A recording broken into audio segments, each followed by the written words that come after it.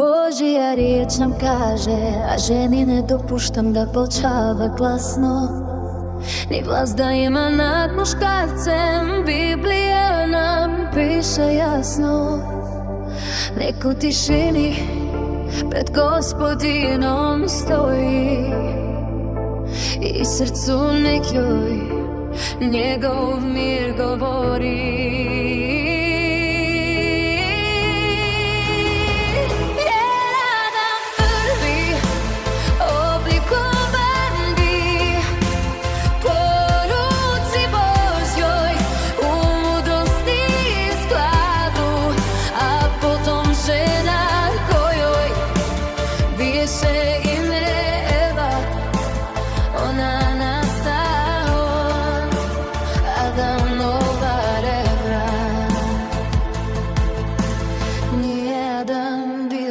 Što zaveden više prvi nego žena Eva, koju zmija prevari,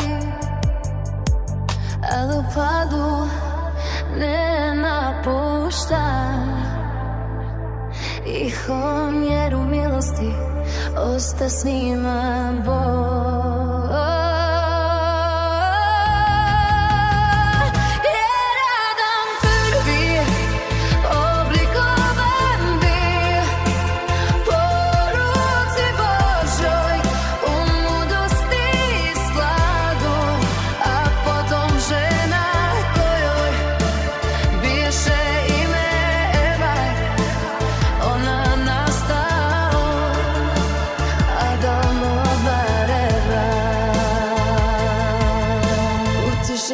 Slušajmo taj Božji glas, u poniznosti rastimo pred njim svaki dan. Isus nek nas vodi kroz svoju riječ pismo, tako kaže on.